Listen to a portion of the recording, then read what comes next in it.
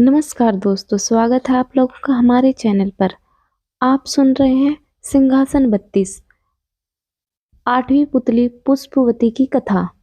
8वें दिन राजा भोज पुन राज दरबार में सिंहासन पर बैठने के लिए पहुंचे। तभी 32 पुतलियों में से एक 8वीं पुतली पुष्पवती जागृत हो गई और बोली, ठहरो राजन, अभी तुम इस सिंहासन पर बैठने के योग्य नहीं हुए हो। अगर तुम मानते हो कि तुम भी राजा विक्रमादित्य की तरह महान हो तो अवश्य बैठ सकते हो, पर पहले अपना आत्ममूल्यांकन करो। मैं तुम्हें राजा विक्रमादित्य की कथा सुनाती हूँ। एक दिन राजा विक्रमादित्य के दरबार में एक बढ़ई आया। उसने राजा को काठ का एक घोड़ा दिखाया और कहा कि यह न कुछ खाता है न पीता है और जहां चाहो वहां ले जाता है। राजा ने उसी समय दीवान को बुलाकर 1 लाख रुपए उसे देने को कहा। दीवान बोला, यह तो काठ का है, इतने दाम का नहीं। राजा ने गुस्से से कहा, 2 लाख रुपए दो। दीवान चुप रह गया। रुपए दे दिए। रुपए लेकर बढ़ई चलता बना, पर चलते चलते कह गया कि इस घोड़े में एड़ लगाना, कोड़ा मत मारना। एक दिन राजा ने उस पर सवारी की, पर वह बढ़ई की बात भूल गई और घोड़े पर कोड़ा जमा दिया। कोड़ा लगना था कि घोड़ा हवा से बातें करने लगा और समुद्र पार ले जाकर उसे जंगल में एक पेड़ पर गिरा दिया। लुढ़कते हुए राजा नीचे गिरे। संभलने पर उठे और चलते चलते एक ऐसे बीहड़ वन में पहुंचे कि निकलना मुश्किल हो गया। जैसे तैसे वहां से निकले। 10 दिन में 7 कोस चलकर वह ऐसे घने जंगल में पहुंचे जहां हाथ तक नहीं सूझता था। चारों तरफ शेर चीते दहाड़ते थे। राजा घबराए, रास्ता नहीं सूझता था। आखिर 15 दिन भटकने के बाद एक ऐसी जगह पहुंचे जहां एक मकान था। उसके बाहर एक ऊंचा पेड़ और 2 कुएं थे। पेड़ पर एक बंदरिया थी। वह कभी नीचे आती तो कभी ऊपर चढ़ती। राजा पेड़ पर चढ़ गए और छिपकर सब हाल देखने लगे। दोपहर होने पर एक यति वहां आया। उसने बाईं तरफ के कुएं से एक चुल्लू पानी लिया और उस बंदरिया पर छिड़क दिया। वह तुरंत एक बड़ी ही सुंदर स्त्री बन गई। यति पहर भर उसके साथ रहा, फिर दूसरे कुएं से पानी खींचकर उस पर डाला कि वह फिर बंदरिया बन गई। वह पेड़ पर जा चढ़ी और यति गुफा में चला गया। राजा को यह देखकर बड़ा अचंभा हुआ। यति के जाने पर उसने भी ऐसा ही किया। पानी पड़ते ही बंदरिया सुंदर स्त्री बन गई।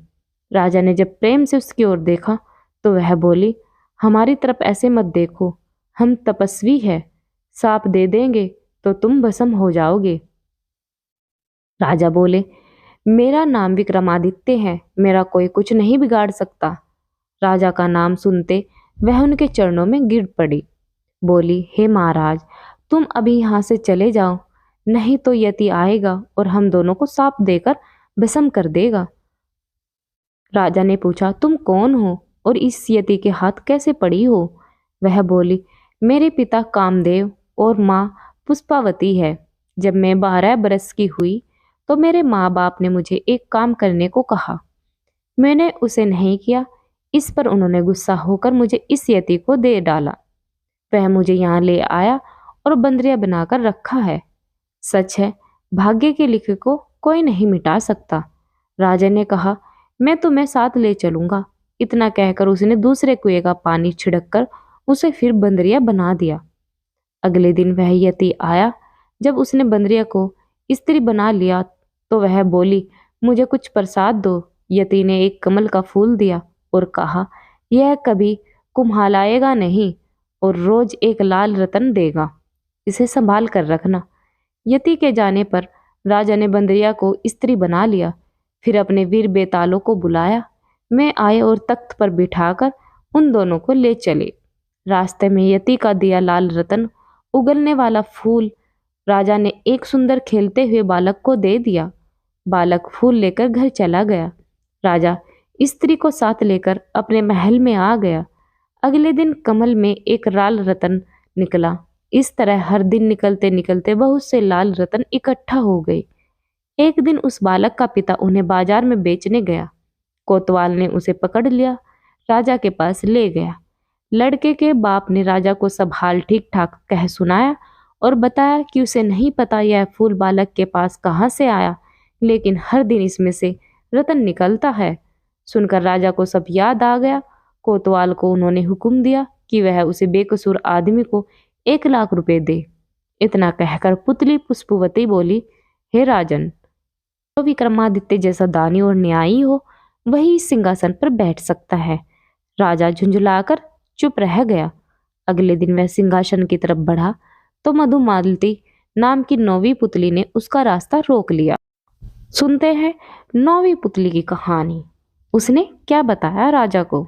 राजा भोज हर दिन नई पुतली से राजा विक्रमादित्य की महानता और त्याग के किस्से सुनकर परेशान हो चुके थे, लेकिन वे सिंहासन पर बैठने का मोह भी नहीं रोक पा रहे थे।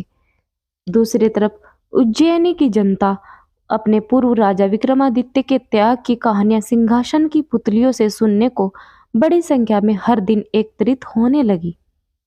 9वें दिन जैसे ही राजा भोज सिंहासन की तरफ बढ़ने लगे, मधुमालती नामक पुतली जागृत हो उठी।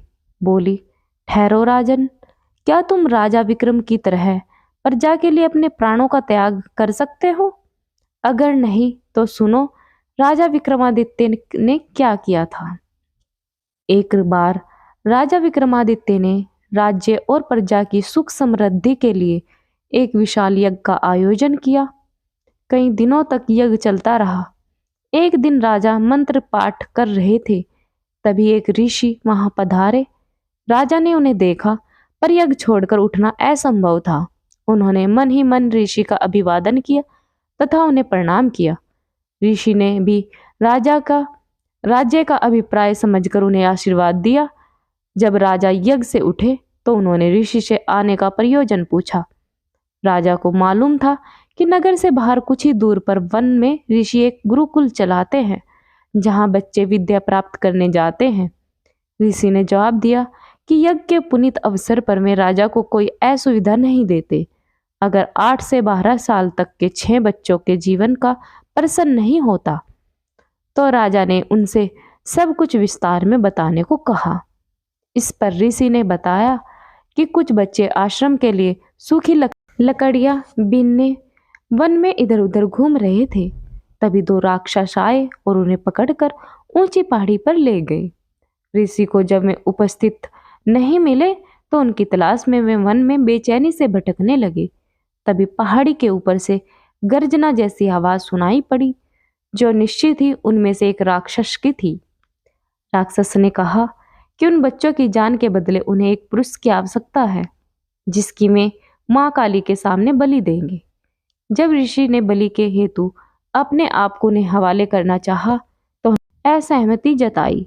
उन्होंने कहा कि ऋषि बूढ़े हैं, वह काली माँ ऐसे कमजोर बूढ़े की बलि से प्रसन्न नहीं होगी। काली माँ की बलि के लिए अत्यंत स्वस्थ क्षत्रिय की आवश्यकता है। राक्षसों ने कहा कि अगर कोई छल या बल से उन बच्चों को स्वतंत्र कराने की चेष्टा करेगा तो उन बच्चों को पहाड़ी से लुढ़काकर मार दिया जाएगा। राजा विक्रमादित्य से ऋषि की परेशानी नहीं देखी जा रही थी। वे तुरंत तैयार हुए और ऋषि से बोले, आप मुझे उस पहाड़ी तक ले चली। मैं अपने आप को काली के सम्मुख बलि के लिए प्रस्तुत करूंगा। मैं स्वस्थ हूँ, क्षत्रिय हूँ, राक्षसों को कोई आपत्ति नहीं होगी। ऋषि ने सुना तो हतप्रभ रह गए। उन्होंने लाख मना करना चाहा, पर विक्रम ने अपना फैसला नहीं बदला। उन्होंने कहा, राजा के जीवित रहते उसके राज्य की प्रजा पर कोई विपत्ति आती है तो राजा को अपने प्राण देकर भी उस विपत्ति को दूर करना चाहिए। राजा ऋषि को साथ लेकर उस पहाड़ी तक पहुंचे। पहाड़ी के नीचे उन्होंने अपना घोड़ा छोड़ दिया तथा पैदल ही पहाड़ पर चढ़ने लगे। पहाड़ी वाला रास्ता बहुत ही कठिन था, पर उन्होंने कठिनाई की परवाह नहीं की। वे चलते चलते पहाड़ की चोटी पर पहुंचे। उनके पहुंचते ही राक्षस बोले कि उन्हें बच्चों की रिहाई की शर्त मालूम है या नहीं। राजा ने कहा कि वे सब कुछ जानने के बाद ही यहाँ आए हैं। उन्होंने राक्षसों से बच्चों को छोड़ देने को कहा। एक राक्षस बच्चों को अपनी बाह में लेकर उड़ा, नीचे उन्हें सुरक्षित पहुंचा दिया। दूसरा राक्षस उन्हें लेकर उस जगह आया जहां मां काली की प्रतिमा थी और बलि वेदी बनी हुई थी, बलि देवी बनी हुई थी। विक्रमादित्य ने बलि देवी पर अपना सिर बलि हेतु झुका दिया। वे जरा भी विचलित नहीं हुए। उन्होंने मन ही मन में अंतिम समय समझकर भगवान का स्मरण किया।